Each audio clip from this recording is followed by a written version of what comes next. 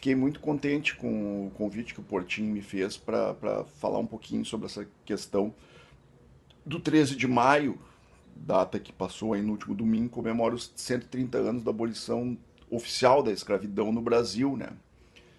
Que na verdade é um tema que está envolto em muitos problemas, muitos mitos, muitas histórias não muito bem contadas, outras histórias distorcidas, né?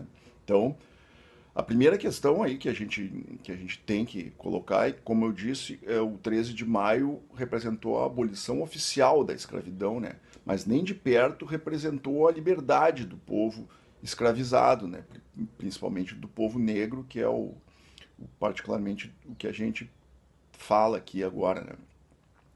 Porque simplesmente a princesa Isabel, não por um ato de bondade ou porque ela fosse uma pessoa magnânima e preocupada com o bem-estar das pessoas, uma humanista, ela assinou a Lei Áurea, mas não ela assinou a Lei Áurea porque sofria muitas pressões externas, principalmente da Inglaterra, que era um importante parceiro, entre aspas, do Brasil naquele contexto.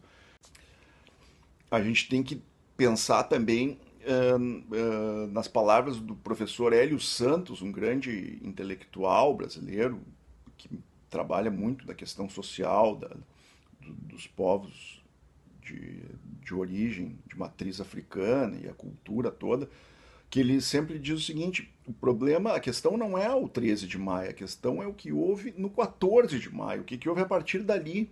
Porque aquelas pessoas que viviam lá sob o regime da escravidão foram libertadas, enfim, oficialmente, mas e foram jogadas à própria sorte, sem nenhuma condição de se estabelecer na sociedade. E se a gente pensar que isso aconteceu há pouco mais de um século, que é um tempo muito curto em termos de história da humanidade, a gente vai se dar conta que hoje em dia nós temos aqui entre nós, ao nosso lado, descendentes diretos daquelas pessoas que foram escravizadas. Nós temos netos e netas, bisnetos e bisnetas de negros e negras, principalmente, que foram escravizados naquela época. Então isso é uma realidade muito dura para essas pessoas e que a gente não se dá conta, assim, no nosso dia a dia, de como isso se reflete na nossa sociedade. Então é preciso que a gente realmente comece a pensar forte sobre isso, ter uma reflexão grande sobre isso, para ver o que se pode fazer a partir do 14 de maio.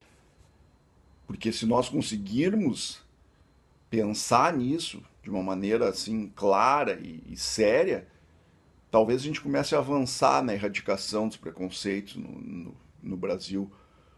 Porque essa história do paraíso da democracia racial é uma falácia, né? Uma história que foi criada há muito tempo lá, já vem desde a época do Gilberto Freire e tal, mas que não reflete a realidade do Brasil. O que a gente tem hoje é que as pessoas negras têm muitas dificuldades de se impor, de mostrar o seu papel e de mostrar do que elas são capazes na sociedade.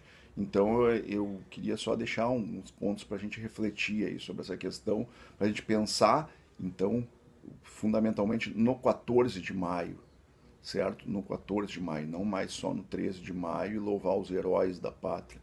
Heróis muito entre aspas, né? Então é isso. Eu quero que a gente converse mais sobre isso em todos os âmbitos aí. Muito obrigado pela oportunidade aí. Eu deixo um abraço a todos e a todas aí. E mais uma vez elogio o trabalho do RS Paradesporto.